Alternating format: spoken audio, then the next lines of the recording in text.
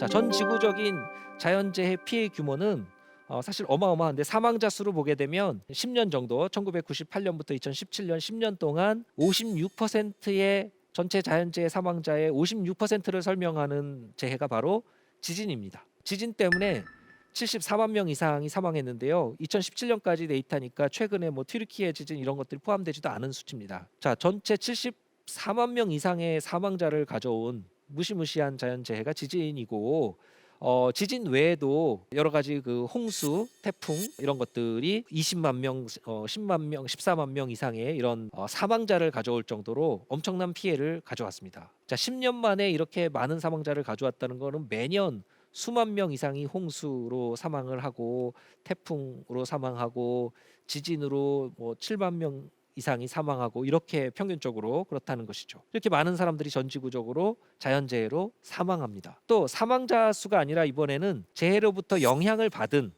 피해를 본 사람들로만 나눠봤을 때는 훨씬 더 많습니다.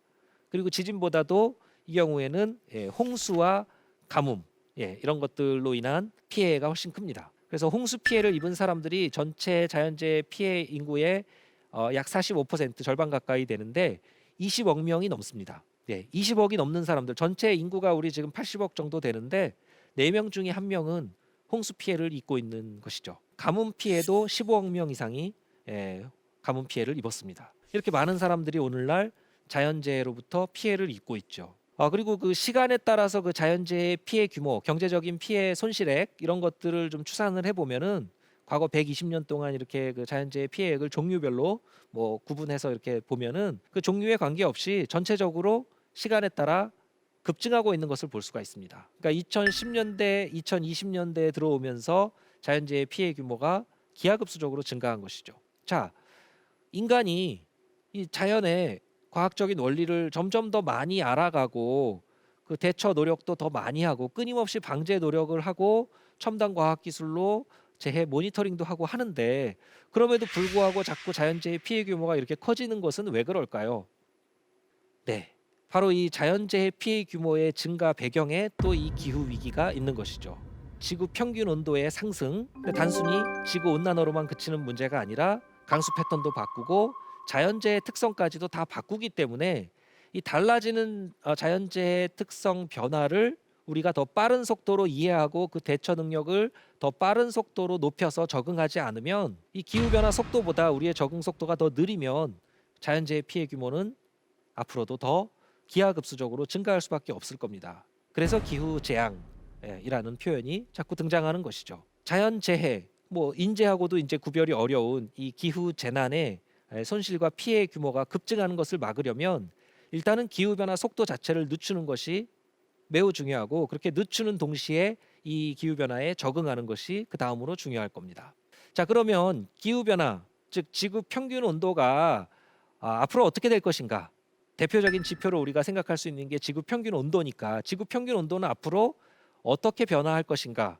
과학자들은 그것을 또 계산할 수가 있습니다. 기후 모델을 통해서 지구의 기후를 계산할 수가 있기 때문에 미래의 지구 평균 온도가 얼마가 될지 산업화 이전 대비 몇 도까지 올라갈지 계산할 수가 있는 것이죠. 이미 산업화 이전 대비 지금 1도, 정확하게는 한 1.1도 정도가 올랐는데 이것이 앞으로 2100년까지 얼마나 더 오를지 이것들을 계산할 수가 있습니다. 그런데 미래의 지구 평균 온도가 얼마나 더 오를지는 사실 우리가 어떻게 하느냐에 따라 달라지기 때문에 시나리오별로 우리가 미래에 어떤 시나리오로 탄소 배출을 줄여 나가는가 그것에 따라 지구 평균 온도의 미래 변화를 다른 그래프로 이렇게 나타낼 수 있는 것이죠. 자, 여기 색깔로 나타낸 그래프들이 하늘색, 파란색에서부터 빨간색 쪽으로 이렇게 갈수록 안 좋은 시나리오로 가는 겁니다. 지구 평균 온도가 더 많이 올라가는 쪽으로 가죠. 자, 지금 이 그래프에서 보시는 X축이 이제 연도이고요. Y축이 산업화 이전 대비 몇 도의 지구 평균 온도 상승인가를 나타내는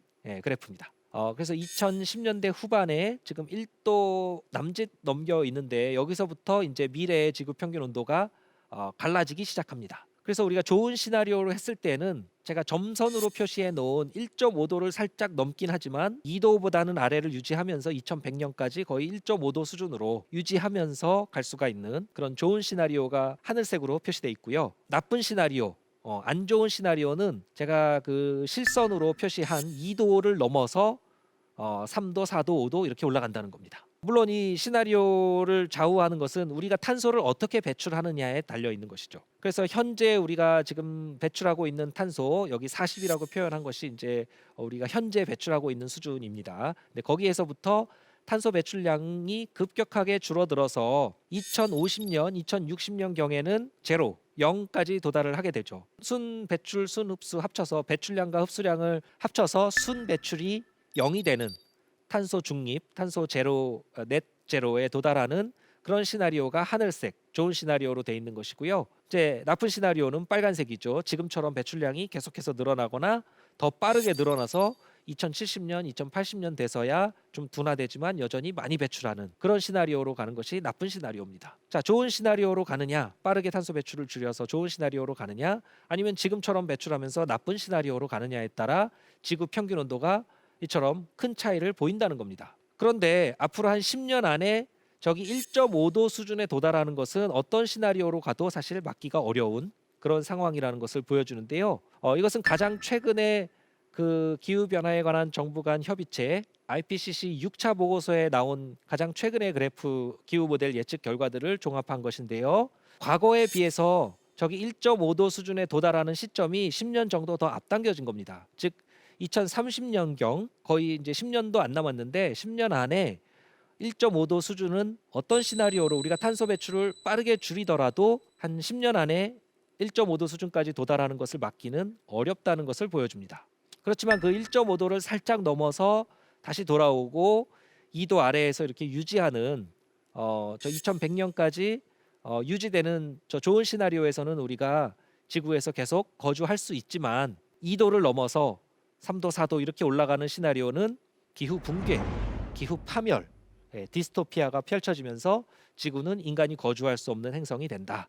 2050년만 넘어도 인간이 지구에 살 수 없게 된다는 것을 뜻합니다. 그러니까 당연히 우리가 집단 자살을 원하지 않는다면 유엔 사무총장님이 표현하신 집단 자살로 가는 것을 원하지 않는다면 저 빨간 시나리오로 가서는 안 되는 것이죠. 무조건 탄소 배출을 줄여서 빠르게 탄소 중립에 도달해야만 그나마 1.5도를 살짝 도달하고 그래도 2도 아래에서 유지할 수가 있다는 겁니다. 자, 저 1.5도가 왜 중요하냐면 저기 1.5도와 2도에 제가 표시를 했던 이유는 그 1.5도와 2도가 어떤 기후 변화의 임계점, 티핑 포인트라고 말하는 그런 한계를 나타내기 때문입니다. 그 지구 평균 온도도 계속 오르다 보면 지구의 전체적인 지금 지구 환경이 변화하다 보면 어느 특정 시점을 지나면 이제 더 이상은 손 쓸 수 없게 되어버리는 돌이킬 수 없게 되어버리는 시점이 있다는 것이죠.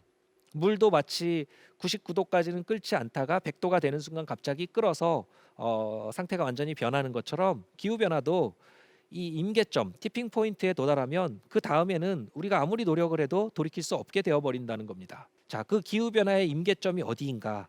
누구도 이 임계점이 어디다 정확하게 제시할 수는 없지만 여러 가지 지표들을 볼 때 지구 평균 온도가 1.5도에서 2도 사이가 되면 돌이킬 수 없게 되어버리는 시점 이다 이렇게 많은 과학자들은 생각을 하고 있습니다. 그리고 이미 여러 가지 지구의 상태를 나타내는 지표, 진단 이 키트라고 할 수 있죠. 이 지표들의 16가지의 어떤 지구 환경 변화 지표들 중에서 그 중에 5가지 정도는 이미 티핑 포인트를 넘어갔다 하는 논의들이 되고 있는 상태입니다. 그만큼 임계점에 가까워진 것이죠.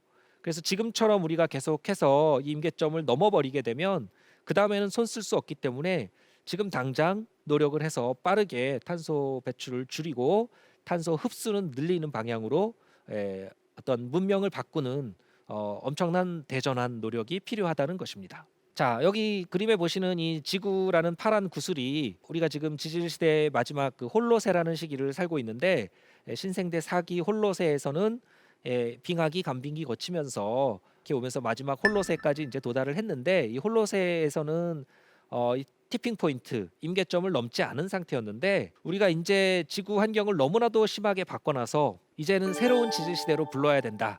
인류세로 불러야 된다는 그런 목소리, 그런 주장이 힘을 얻고 있을 정도인데 인류세가 될 정도로 지구 환경을 심하게 바꿨는데 이 상태에서는 조금 더 가다가는 1.5도, 2도 이 정도의 지구 온난화 수준을 넘어가게 되면 기후변화 임계점을 넘어버려서 그 다음에는 저 깊은 골짜기로 빠져버린다는 겁니다. 그러면 다시 이쪽으로 되돌아올 수가 없는 그런 문제가 있다는 것이죠. 그래서 저 임계점 도달하기 전에 우리는 그 아래 수준으로 유지하기 위해서 노력을 해야 한다는 것이고, 그래서 파리 기후변화 협약에서 바로 이 지구 온난화 수준을 2도 아래에서 유지하자, 가급적 1.5도 아래를 유지하자라고 합의를 국제사회에서 한 겁니다. 자, 그렇지만 1.5도는 이미 달성하기 어려운 이런 전망이 더 우세하게 이렇게 됐고요. 앞으로 10년 내에 1.5도를 맞이하면서 극단적인 기후 재난, 기후 재앙, 각종 기상 이변 이런 것들이 일상화되는, 지금보다 더 심화되는 그런 상황이 앞으로 10년 안에 계속해서 벌어지는 것을 막기는 어렵습니다.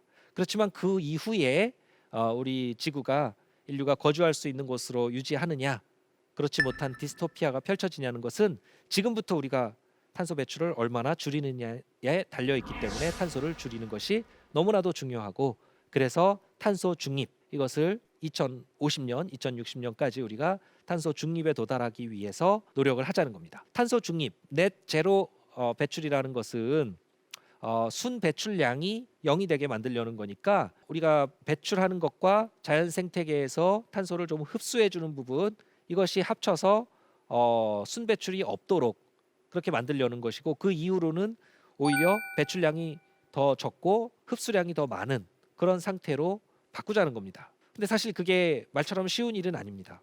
지금 우리 인류의 문명이 산업화 이후에 탄소 문명이라고 할 정도로 탄소에 많이 의존하면서 지금까지의 이런 경제 성장을 다 해왔지 않습니까?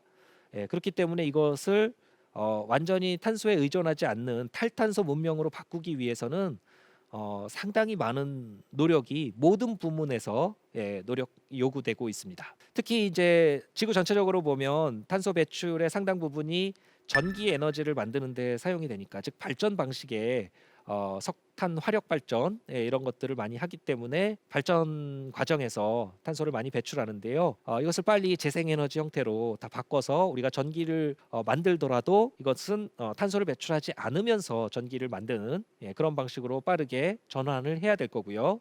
또 그 다음에 우리가 이동수단에서도 탄소를 많이 배출하지 않습니까?